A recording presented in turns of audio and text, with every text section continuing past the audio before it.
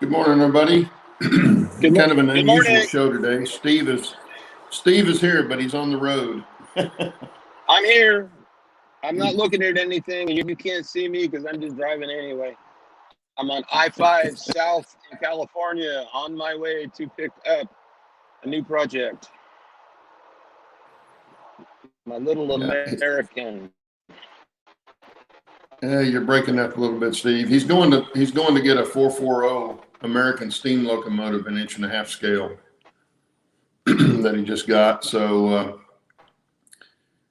he's going to be making a long drive today, all the way down to Sacramento and then back up the Grants Pass. So he's got a full day ahead. Anyway, and sorry Actually, about if you're. little Say again, Steve. Sacramento. It's actually Auburn. But Ah, yeah, Sacramento's in pretty, Auburn. pretty, pretty close though. Yeah, Yeah, you're breaking up a little bit. yeah. I'm in a bad area right now. So anyway, I apologize for the not that I had anything to do with it, but the if you had anything weird on YouTube showing you that the show was going to be this afternoon or something like that, I don't know why it was doing that. It was showing fine for me when I set it up. Then Steve told me, he said, "Hey, did you know you had the show starting at 2 o'clock today instead of regular time?" And I went and checked, and no, it still said the same thing for me. I mean, it was correct for me. So I don't know if you guys were getting it messed up or not. Plus, the banner's coming up saying we're going to be live in 30 minutes came up.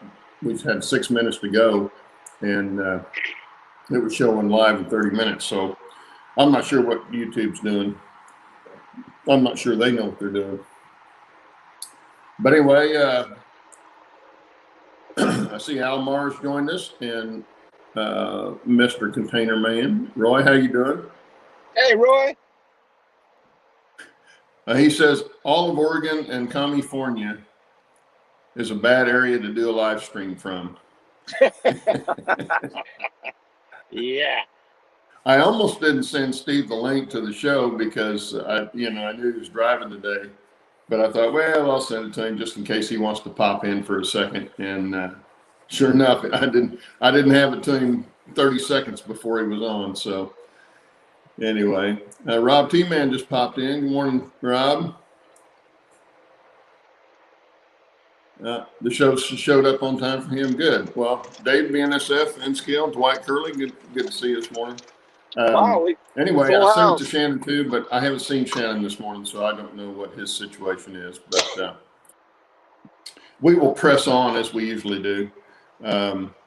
This morning, I thought we might do something that we've kind of talked around about it before, but thought we might do something a little more, if we can get you guys to talk a little more in depth about how you do your layout. Do you do all your bench work first and then all your track work before you ever start doing scenery? Or do you do a section at a time? Like if you were building a module, you might do a section at a time. Something like that. But I know there's a lot of different ways to go about putting a layout in, and it all depends a lot of times too on whether or not you're doing a permanent fixture layout, kind of like I am, or one that you can move around. So I know Steve's probably got some views on what you should do before and after and all that kind of stuff. But anyway, Yeah, I don't even know if you can hear me. I thought that's what we talk about this morning. Sheep Boy says bench work, then track work, and finally scenery. See, and I know a lot of guys get burnt out when they're building their layouts too. They go through those. I mean, I've done it. I've gone through periods where I didn't want to work on it. But I also found that if I build, like I did mine, I built a little bit of bench work, put some track down. Okay, because I was hand laying track. So I put some track down. Then I got to the point where I had to have more bench work to run more track. So I built a little bit more bench work and did that. And the only part of the track that I got down completely before I, excuse me, before I carried on was the standard gauge on my layout to the two reversing loops. I got those in.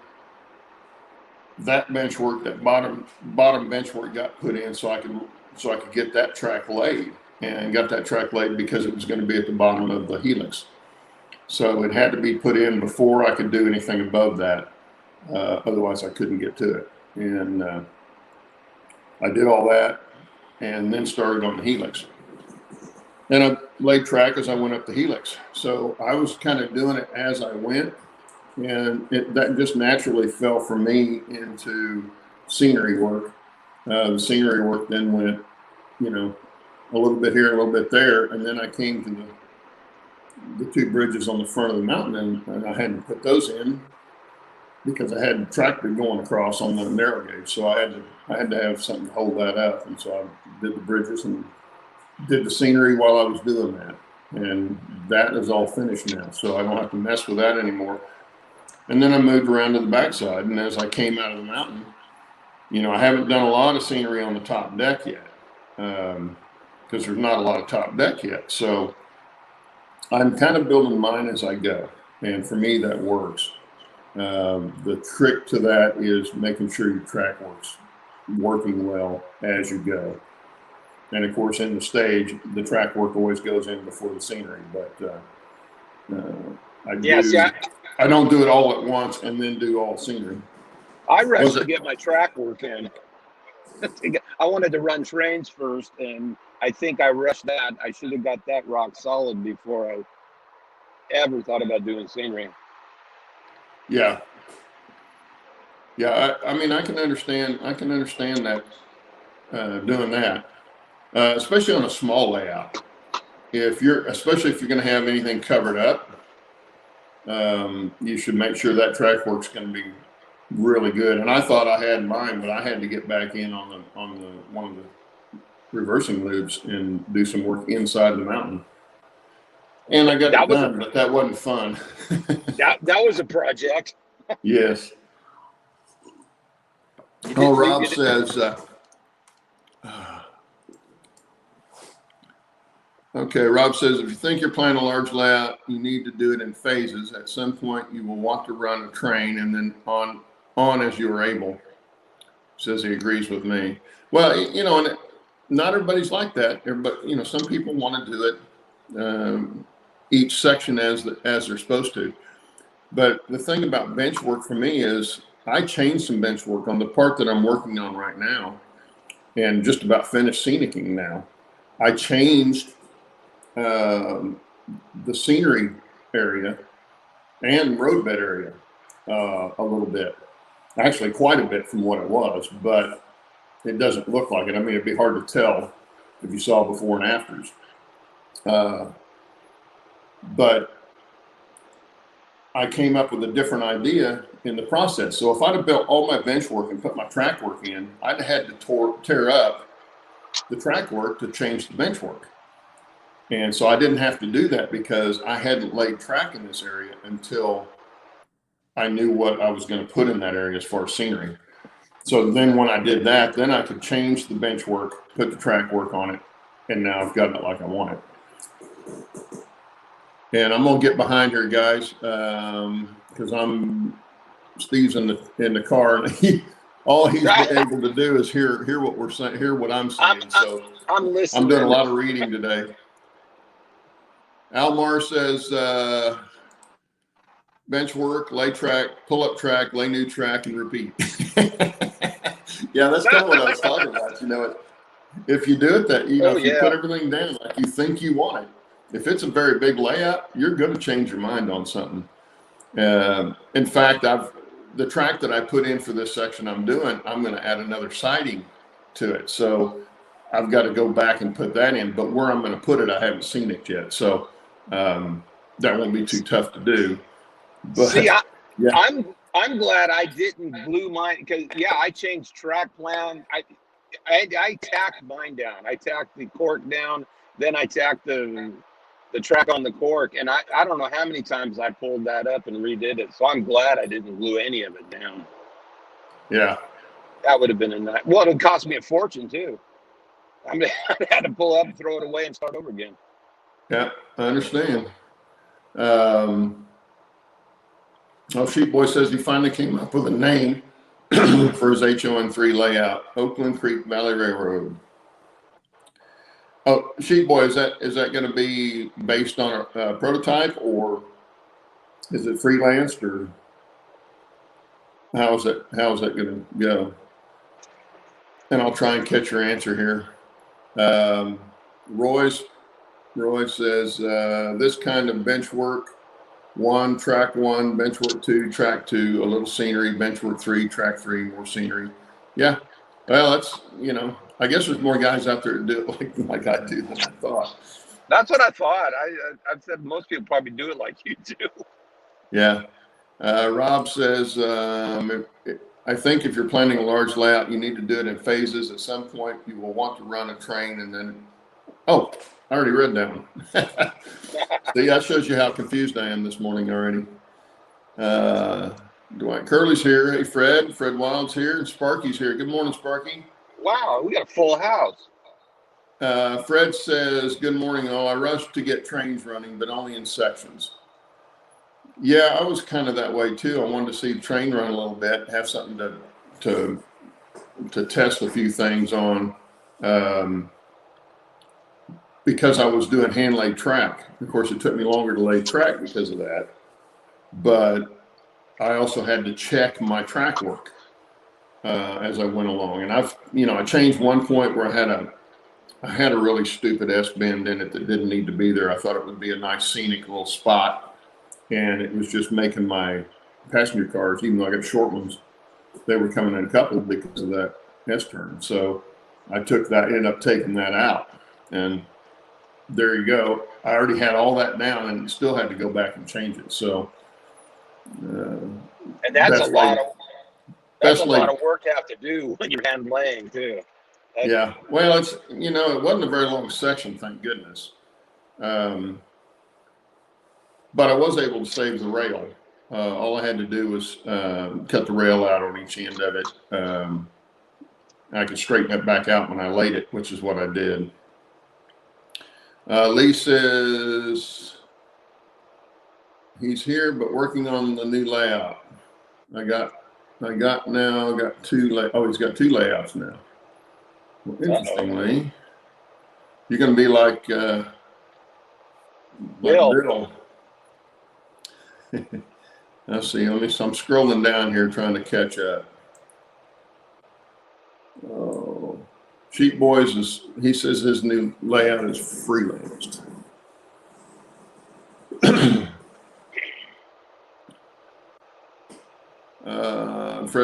Fred Wild says right now I have been bouncing back and forth between room work, bench work, and track work. Room work. Like putting in walls and stuff in the train room. Is that what you're talking about, Fred? Roy Eltham says I'm doing easy mode on track using Cato Unitrack. There you go. Well, think about Cato Unitrack. I don't care for a track that's got the base to it already on it, but that's me. I know it looks good when it's put in and scenic and all that stuff. But the great thing about stuff like that is it's almost bulletproof once you get it put in. Right. Sheep Boy says he managed to find a video about the club I joined. Okay. Oh, Fred's drywalling in the train room. Yeah, that's always fun to try and do that kind of work around a train layout. That's something that I would do very first before I started the layout, was get all of that kind of stuff finished. So I didn't have to do that, because especially drywall can be really, really messy. I hate doing drywall. Yeah. Well, I don't mind doing it. I used to, but I've done so much of it in my work that it's not as hard as it used to be. I figured out a lot of things about taping taping and mudding drywall that makes it a lot easier. So let me go back here and see if I can see anybody I missed here. It's good to see everybody this morning. Yeah. Kind of apologize for the what's happening. Steve's on the road. For those of you that came in late, he is heading down to Auburn, California. Is that what you said? Yeah, Auburn, California, to pick up a 1.5-inch scale steam locomotive. Yeah, finally going steam. Rob T-Man says the more layouts you build over the years gives you experience when you start on larger layouts. Hopefully you learn from the earlier ones, and the new modelers should keep it simple, stupid. Yes. Yep. I agree there. Don't try to put too much in. In my case, I'm kind of learning as I go because I've been out of the hobby for so long. My last layout was probably 35 years ago. And the hobby has changed so much in that time span that I could have done a lot more study on the hobby and what's come out since then than I did. I saw stuff and thought, oh, I want to put that in there, and I want to put this in there, and I want to put that in there. But there's a lot of it that I am keeping simple. I'm not, my layout's not going to be cut into a whole bunch of power districts. I'll have a few, but not like a lot of places. A lot of people put in, have several power districts and that sort of thing. I'm not doing that. I'm trying to keep my wiring and all that stuff as simple as possible, just because I'm the one that's going to have to fix it if it screws up. So I'm trying to keep all that as simple as I can. I did go to hand laying track, but now when I go to the top level, I do have some flex track and narrow gauge that I'll be using. Still build all my turnouts, but I got a really good buy on several pieces of narrow gauge flex track from Micro Engineering, and I decided on the top level, since most people aren't going to be able to see that track work up there anyway, I'm just going to do the flex track up there. I did the flex track in the helix also, to make that a little more simple and make it go a little faster too. Well, yeah, and what's the point of going through all the work to spike rail in some place that nobody's going to see it anyway? Yeah, plus it'll be a lot harder to get up there to do it. So it's been fun doing the hand laid, and I'll continue to do that down on the bottom. And I've got a lot left to do in the yard and stuff like that. So I'll get my fill of spiking. Oh boy, that is hard. That Yeah. is hard on your body too, boy. I tell you, It can be, yeah. Bent over Oh, the bench, yeah, it can be tough. Hands start cramping up. Have you ever, Claude? Have you ever used the KD spikers? No, I've seen them on eBay, and they want $400 for them if you can find them. Yeah. And I'm thinking, no, I'll do it my way I've been doing it. I don't like them. I used them years ago, and I don't know, they didn't work well for me. They didn't look all that great. And a lot of times when the spikes, the little staples hit the top of the railhead and split, they didn't hit the rail anyway. Ended up pulling them out and having to do it again, and you boogered up your ties. Yeah. Yeah, and I do enough of that when I'm putting them in one at a time. Yeah. And of course, I don't spike every tie, so I spike about every, just on a straight run or on a straight run especially, I'll only do about every fourth or fifth tie. Now on your pliers, do you have a slotted nose, or is it just flat? I started out with just regular needle nose. I did a lot of the first part of it with just regular needle nose, which worked okay. But yeah, I did buy a pair of spiking pliers, and it does help. Yeah.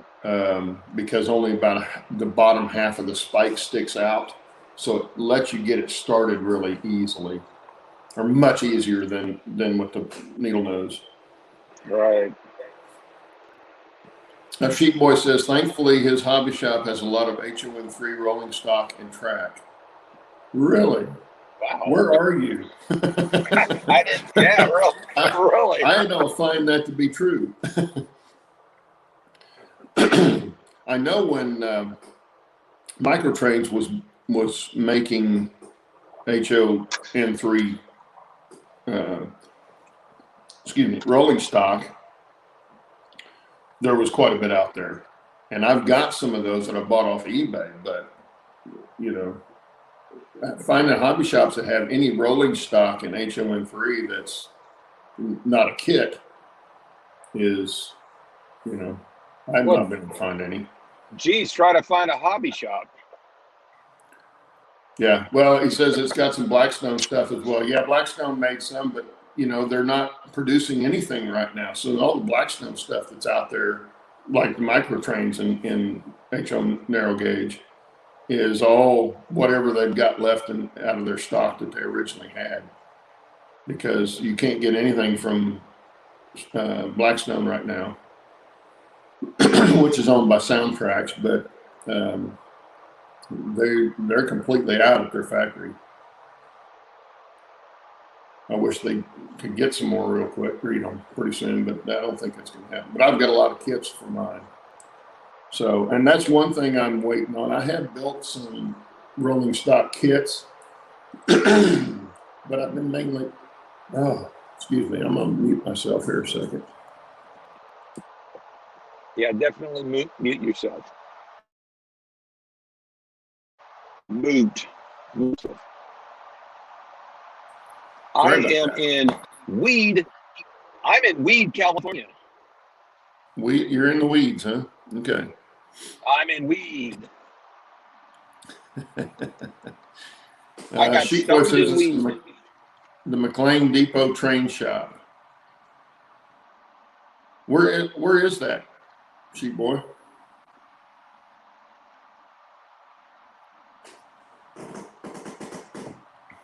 And I know I've asked you this before, but what is your first name again? We can't ever remember. My memory's not very, very long, that's for sure. Roy says he's been in Weed a few times. I've never been to Weed. You haven't missed anything. I've been in the weeds a few times. But anyway, yeah, if Sheep Boy says if I have any HON3 stock that I don't need, he'll take some. I'll keep that in mind. McLean, Illinois. Okay. Might have to look them up. Now, where derailed my train of thought. Uh-oh. Yeah, A Clyde train wreck. I know what I was going to say. Well, yeah, I've got a lot of kits to build. But there again, see, now I had to build, man, I had to build some kits, building kits, not cars and stuff, but building kits for the area that I'm scenicking. So if I got to an area where I needed to scenic, and I just finished putting in mine, so I had to finish the head frame and the ore chute and stuff like that for it, and the retaining walls and all that kind of stuff. And I got all those built, and then I could go and put them in place and finish scenicking. But that's another thing that takes me from laying track or building bench work or anything like that to scenery. That's kind of the transition. I get to where I need to scenic an area, and I'll have to have the buildings for that area before I can actually do the scenicking. So I know where things are going to be. And I've done that kind of piecemeal in a few places. I've got the lumberyard pretty much in. But I've got scenery between that and where I'm working on right now that hasn't been scenic at all. Part of that's where I need to put the new siding in. But other than that, I work in stages. I work in, I do this, then put this in it, and then put this in it, and then move to the next section. So none of my upper deck, except right at the mountain, has been put in yet. except around to where the steel trestle is, and that had to be put in because I wanted that all as one scenery, top and bottom deck, kind of blend together, and I had to have that in so I didn't lean over the front scenery. Well, I've got that in, so now I'm doing the scenery in front of it. And once I get that done, then that whole section will be finished, and I can move on to the next thing. So, but it for me, doing a little bit here and a little bit there and a little bit here breaks it up for me. It keeps me from getting burnt out quite as bad. And I guess there's a lot more guys do that than I thought. Well, we were talking about getting burned out if you're, planning the whole thing at one time. It gets overwhelming. Yeah. And if you break it up in pieces, you tend to stay more focused. Yeah, especially on a big layout. Now, mine's not huge, but it's bigger than yours. Way bigger. It's bigger than a 4x8 sheet of plywood. Sure. It's bigger than the one I had back 45 years ago, 50 years ago. Oh, God, 50 years ago. Yours is pretty good size, Claude, really. Well, I had a 4x12 layout in my bedroom 50 years ago. That's where I started in the hobby. And I learned a lot. And that was back when they didn't have a lot of stuff they've got now. But I was using Flex Track and sectional track and store-bought Atlas turnouts, all that stuff, and all the Atlas controllers and all that mess. And I'm so glad all of that's gone. Those were a pain. Those were a pain. And I never understood it had a reversing section on it. Wasn't a siding, but it was kind of like a siding. It was a double line figure 8, and one of the, I guess it was the outside loop, had a reversing section on it, where it went from one side of the oval to the other side, the oval, the figure 8 to the other side of the figure 8 on this side, and I never could get that figured out. I read and read and read about reversing sections, and I was using the Atlas stuff, and all it did was mess me up. So I ended up never running trains over that because I couldn't get the thing to work right. I couldn't operate it properly. I didn't know how you had to do it to get it to work. Reverse loops in DC are a pain in the butt. Yeah, I found that out. And of course, I picked the track plan out of this big book of track plans. Is where I got the track plan from. And actually, that book was really good because my parents got it for me for Christmas, and it had several nice track plans in it for fairly small layouts. And I picked this one, and it wasn't the one I picked, and it wasn't the biggest, but it was the next to the biggest, I think, in the book. But it had nice long runs, and then it had some scenery in the yard and all that stuff. And it had the cookie cutter. They used the cookie cutter. I don't know if you've ever seen that book before, but they show you each piece of the framework and the dimensions on each piece, and you cut that and put it in. So that I did where I did all of that first. When I built that layout, I did the whole bench before I put any track on it. And that turned out pretty well as far as how easy it was to put in. It worked out pretty well. But that was a good book for a beginner. Boy, I was just looking right to I can't show you right now, but man, they got a working fire just it would be west of Mount Shasta. There is a lot of smoke coming up from that thing. Is that a new fire? Obviously from yesterday, man. We had one hell of a lightning storm come in from Northern California up through Southern Oregon, man. We got hammered yesterday. I had at least a half a dozen lightning strikes in and around my house. It was pretty, but yeah, they're working there pretty good. I haven't seen any aircraft yet, but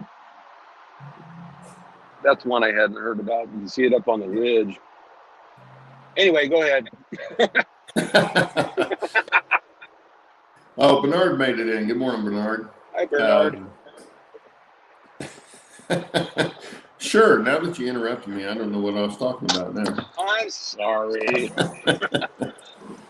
Anyway, I didn't know if anybody else had anything they want to say about what we were talking about. Yeah, I read that. Okay. Oh, Roy says, I'm new building a large Protolance layout. Well, I hope you're going slow, Roy, because that'd be the way to do it. That's the best advice I can give you. And if you're thinking about putting something in, read a bunch about it and ask questions about it before you start.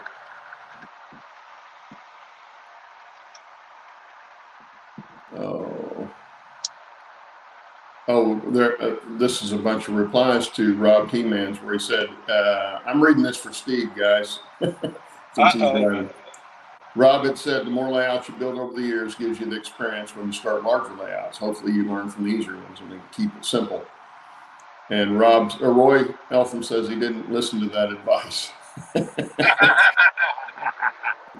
I didn't on this one. I jumped right in on this one, and I've kind of learned as I've gone. This is the first time I've used, say, tortoise switch machines, but I found out I love them. So you can learn stuff and find out things that you really like. And I'm going to do some other stuff with the tortoise switch machines now that I know how they work. That's really interesting. But Rob says most of us don't listen. That's why we can tell others to do as we say, not as we do. Yep, exactly right. And learn from everybody's mistakes. Yeah. Well, that's, when I give advice on something like this or anything in general, it's, you take it with a grain of salt because all I'm giving you is my experience, and it's not, the encyclopedia of experience. So it's just what I've tried in whatever area I'm commenting on, and you can do it like I did it or not, or, listen to what I say or not. It doesn't really matter, but that's what you've got to decide on, who you're going to listen to, and then read about whatever you're going to do, because it'll save you some heartache down the road. Roy says I should write a book on. Go ahead. I should write a book on the title, Don't Let This Happen to You. Yeah. Oh, we can make a big book of that, couldn't we? Roy says, yeah, I've been watching a lot of bids and talking with folks as I go, building in phases. That's the way to do it, Roy. We're losing you, Steve.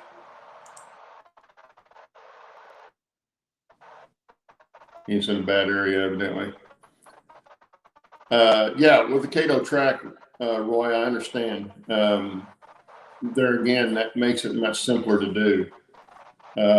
Same reason when I built my first layout 50 years ago, I used that big book of track plans from Atlas, I think was who put it out. And it showed you how to do all your bench work even.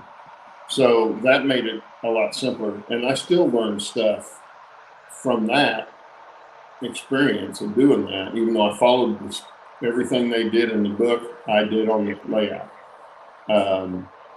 But I could see along the way stuff I wanted to change or could do differently and still make it work just fine. Roy says he's been watching Roy Smith and Mike Pfeiffer building their layouts with it and doing a lot of videos on it. Yeah, and if you're doing N-scale, especially Unitrack's not a bad way to go. I'm not huge on sectional track, but that's just me. The thing I don't like about sectional track is it limits some of the stuff that you can do. It would be cool if they came out and they may have this, I don't know, because I don't look at Cato or Cato, however you want to pronounce it. I don't look at their track because I don't use it, but it would be cool if they came out with, say, a 2 or 3 foot section that you could flex. And there again, they may have that. I've just not seen anybody use it or talk about it. So, yeah, because sometimes the curves don't look that great when you put it together. Yeah, and you have to make it all match up. And I know they come in, have small straight section pieces. But it would be nice if you had a flex piece that you could do something that the sectional track won't, won't do. There again, they may have something like that I've just never seen. But if they don't, they ought to. That would probably sell like hotcakes. Rob T-Man says, I have dozens of layout plans in the head. They don't look so good on paper, and very few ever made it to plywood, which is a good thing. YouTube has really helped. It shows you how or not to. Yeah. Oh yeah. Once you go from the head to paperwork to plywood, it doesn't work a lot of times. Yeah. Yeah. I think I agree, Rob, that YouTube has really helped, and that, in my personal opinion, I think that's YouTube's best use is for getting information on stuff that you want to do, whether it's home repair stuff or car repair stuff or modeling stuff. That's the best use.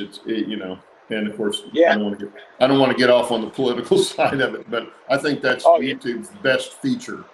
Oh yeah, if you want to learn how to do something, you can find it on YouTube, and that is awesome. Yeah. Okay, I'm starting to get some now. Yeah, Roy's doing N scale. They have a track that lets you connect from their stuff to regular flex track. Oh, okay. Well, then that serves the purpose then of what I was talking about, for them having a flexible track. Yeah, a little transition piece. Well, that's kind of like you can find. I think it was Shinohara that had the code transition track that you could get that would go from, say, code 100 to code 80, and then down you could do down from code 80 or 83 to code 70, that sort of thing. Which was nice if you were doing a main line in, say, code 83 and you wanted to go code 70 in the yard area or on a siding area, you could put one of these transitions in instead of having to try and do it yourself. I started out that way because I was going to do the main line on the standard gauge in code 100, and I decided to go 83, and then I changed that again, and I decided to do the whole layout in code 70, which is what I'm doing. That is part of the KISS system there, trying to keep it simple and get away from all those little transitions. Code 70 for me was big enough that the spikes, you didn't have to worry too much about spike heads interfering with your rolling stock.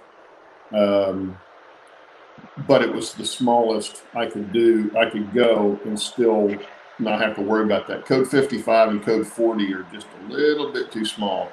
The only code 40 on my layout are going to be used in the mining areas for the mine carts, that sort of thing. And I've got dozens of track plan books, Rob. I enjoy looking at track plans.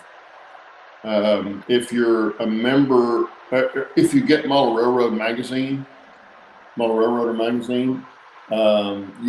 think you can get on their website, and they've got all the plans that they've ever had in any of their books are on their website.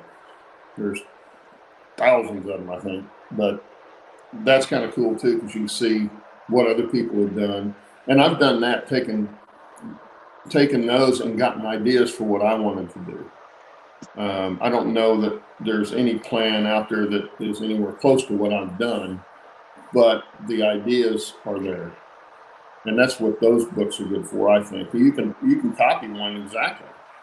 But I've never found one that was exactly perfect that I wanted. Even the first one I did wasn't exactly what I wanted, but it was as close as I could get at the time. And being new in the hobby, it worked out just fine. Well, Roy says Cato's planning to sell their own flex track stuff to go with it. Well, there again, that's what I would do if I were them, because that opens up, a lot more stuff to people that use Cato track.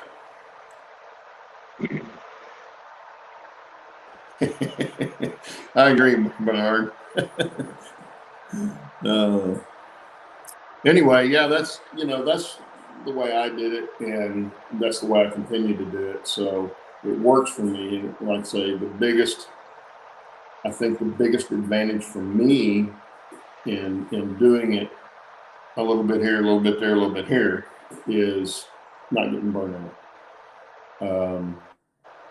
If I'd have tried to lay all the track before I ever started on anything, I'd have got so tired of laying track that I'd probably quit altogether. So I was fretting about scenery and how I was going to do that mountain. And,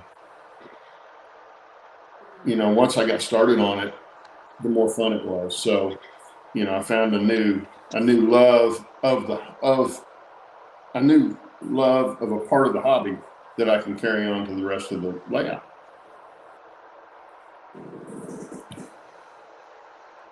Okay, how much time we got here? Oh, we got about 20 minutes, not quite 20 minutes left. You still with us, Steve? I'm still here. I'm just listening. You're just listening now? I'm just listening.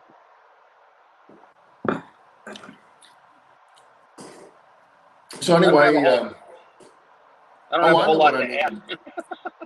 I know what I need to do is see if I can find a picture of the locomotive you're going to pick up. I should be able to. It's on our. I'll have a whole lot more pictures coming probably tomorrow. I'll probably do a video on Monday, maybe, because it's going to be a long process. Oh, I just ran across that picture. I didn't see this the other day. Steve sent me pictures of the top of Train Mountain. They got 2.5, you say 2.5 inches? They got 2 inches of rain in about 45 minutes. Yeah, they had a lot of flash flooding up there because of the burn scar. Yeah. Yeah, there's a, in fact, see if I can pull that up. And that's not the only place. I've got quite a few up there that washed out. See if I can share this picture with you guys. Ooh, here we go.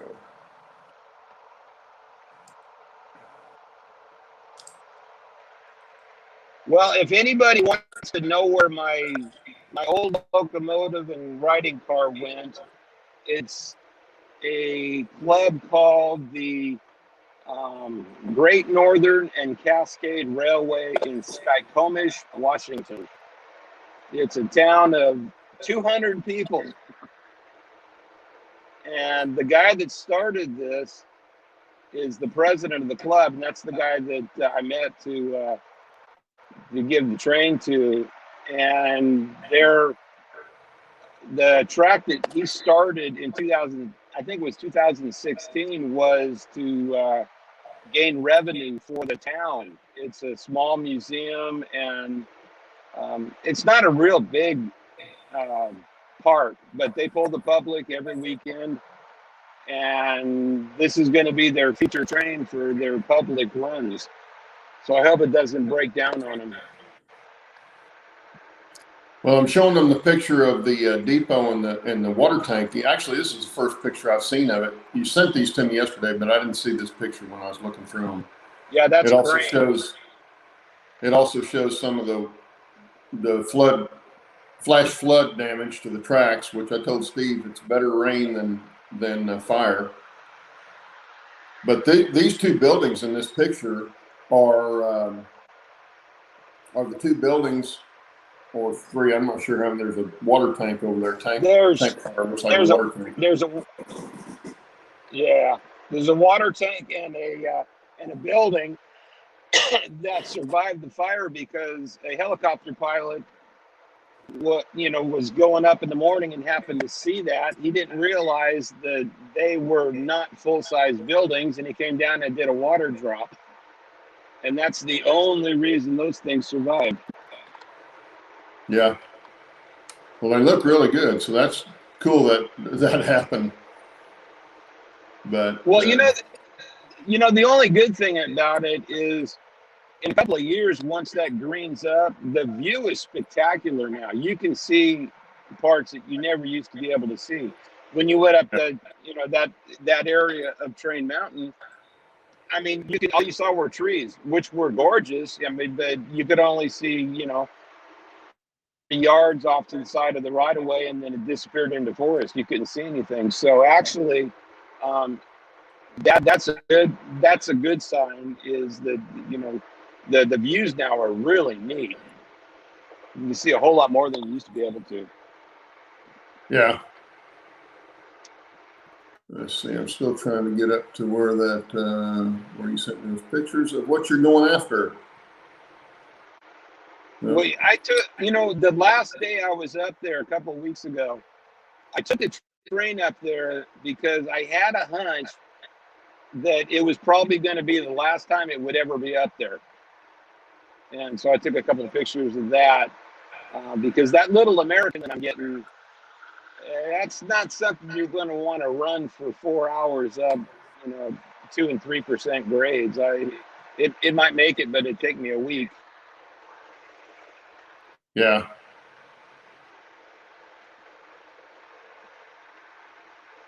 Well, I'm scrolling, man. I sent you a lot. Yeah, we send each other a lot of pictures, don't we? And Yeah. I don't realize it until I'm looking back trying to find something. But yeah, this thing is I'm almost there. The locomotive is mostly completed, everything but the cab and all the piping, the injectors and stuff. They've all got to be installed. I've got to build the tender for it. It's all there, but I got to get it all welded up and put together. Well, here's that picture. I found that one.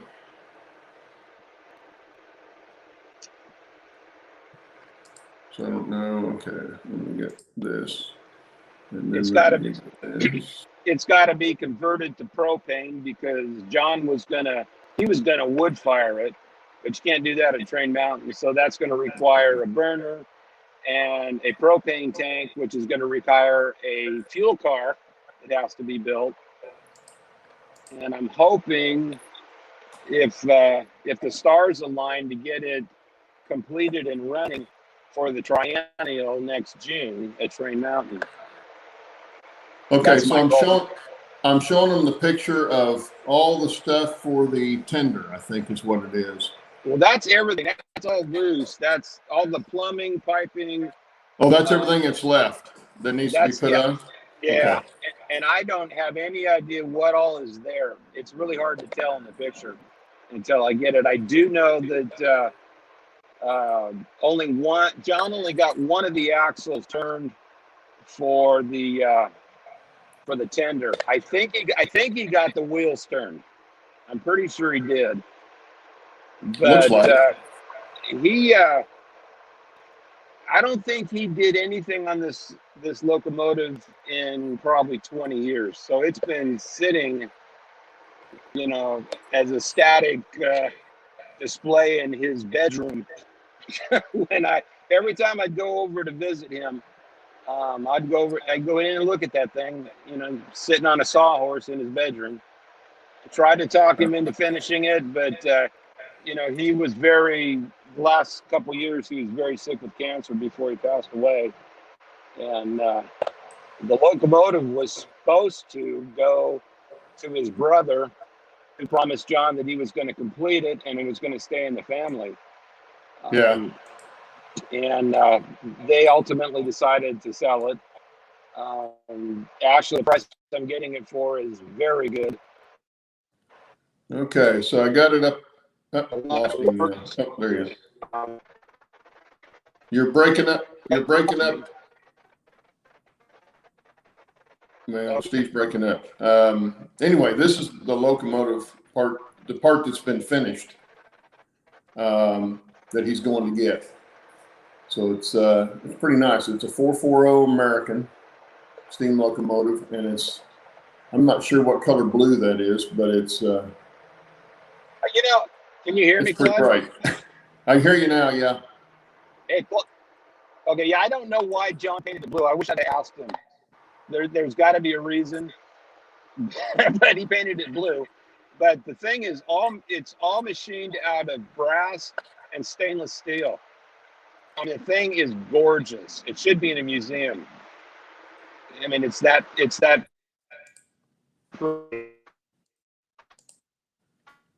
And again, I don't know if you can hear me or not. You're breaking up, and it's intermittent. Yeah. Anyway, I'm filling the pictures up No, I'll now. talk. So, Okay. so are you going to have I a can hear working? you. Are you going to have a working sand dome on this? Yeah, I wish. It's probably going to need sand, but no. Yeah, that would give you better traction for sure. Oh, for sure. Yeah, the pilot is made out of 100-year-old old-growth redwood that John logged up in Scotia, California.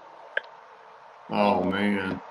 He's got the matching wood for the cab made out of the same wood. And That thing's going to look gorgeous. So I'm going to complete the cab in the matching wood. I'm putting John's name on the side of it. The name of the locomotive is going to be the John T. Felt. The smoke box door has a builder's plate on it, and he numbered it number 21, and I don't remember exactly why. I'm going to have to think about that, why he named it 21. His Allen that he built was number 22. That was sold and went to Texas, and they're still running. The guy is awesome. But the builder's plate says JT Felt Locomotive Works. You can't really see it in the picture, but he had that custom cast in brass. Yeah. Let's see here. But I don't know why he did blue. I wouldn't have chose blue, but I'm keeping it just the way John built it. There's the pilot on it. The cow catcher. The cow catcher. Let's see, did that come up? Yeah, that came up on there. Okay. I mean, that thing is. That is some beautiful work. That took him a year to do that. Don't doubt. Well, he had to make the metal frame of that. Did he have that made, or did he do that himself? He did everything himself. Oh wow. That's nice. Well, and you can't see it in the picture, but and I'll do a close up when I finally get it. But the brass covers for the valve covers on the steam chest are so meticulously machined. It took him 2 years to machine those. He wanted those absolutely perfect. John. You talking about in the cab or on the drivetrain? On top of the cylinders, the okay. valves. Okay, hang on a second. I'm gonna put that one up. It's about I don't know exactly how big. I'm guessing they're probably maybe 2.5, 3 inches by 5 inches, and all the grooving is all 45-degree machined, and the corners of it meet. And he told me this, and I don't know why. The corners meet within 1/10,000th of an inch of being perfectly square. Wow. Yeah, it's beautiful. I mean, and of course, the photograph of that side, showing the cylinder and stuff there. And you're talking about the brass box on top of the cylinder? Yeah. The flash from his camera, or your camera. I don't know who took the pictures, but I took them. Yeah. Yeah, the flash from the camera is just shining off that box. Well, and the firebox door is also stainless steel and brass. It's just- Yeah. Now, is this powder coated like on the wheels and stuff? Is that a powder coating color? Or Yeah. it kind of looks like it. Looks really nice. Let's see if I can get one more picture up here. Figure out what I'm doing. Okay, we were talking. Oh, here's the cab. The inside the cab. Okay. Well, there's a guy that John was working with. When he got it to this point, he was extremely proud of what he'd done, and he was showing this guy, and John's telling him what he did, and the guy looked at John with a straight face and said, you're never going to be able to put a fire in it. And Yeah. and John said he kind of just melted. All he could think about is, what did I do wrong? It's like, wait a minute, what did I do wrong? And the guy says, it's too pretty. You can't put a fire in it. Yeah, exactly. But he was gonna wood fire this, correct? Isn't that what you were saying? Yeah, he had the wood. He cut the madrone. He was going to fire it with madrone, and he had all the wood cut up, ready to go. To fire the stupid thing. And he got into some other stuff, and he was a machinist at Erickson Aircrane. He built helicopters, and he taught machining. And long story with this guy, but I was blessed to have him, in my life for a short period of time. He taught me everything he knew about live steam and made up the rest.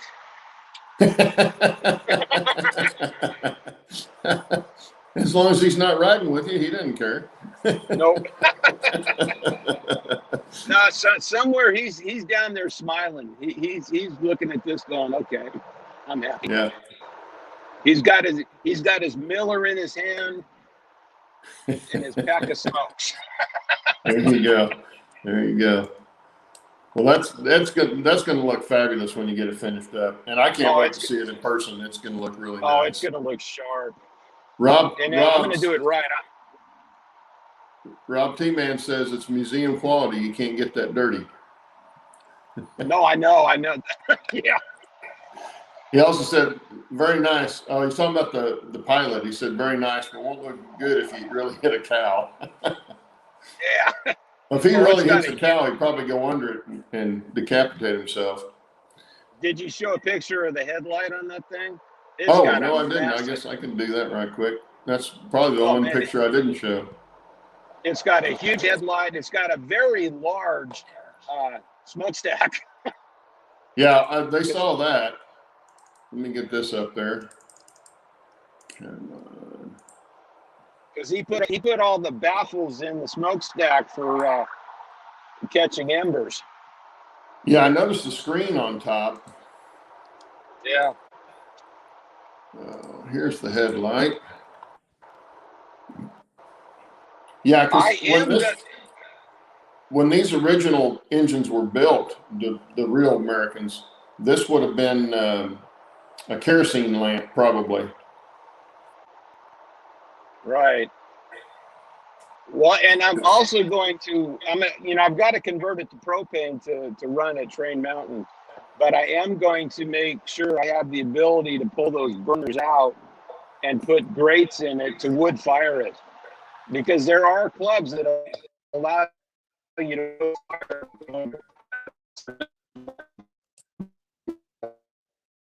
Well, you're breaking up really bad. So allow solid fuels. You're breaking up really bad now, but we're at the end of the hour anyway, so we can wrap it up now. Wow, great show. And Bernard said you can bet your backside he'll be riding with you, Steve, for sure.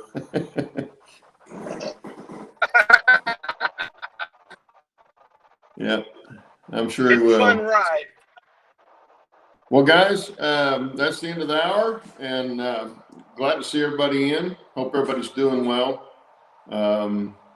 Keep working on your layouts and enjoy it as much as you can, because life is too short for sure.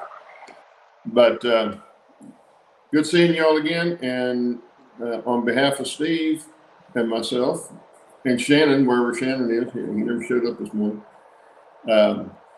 Take care and have a good week. We'll see you later. See you later. I don't know if you can hear me, but bye.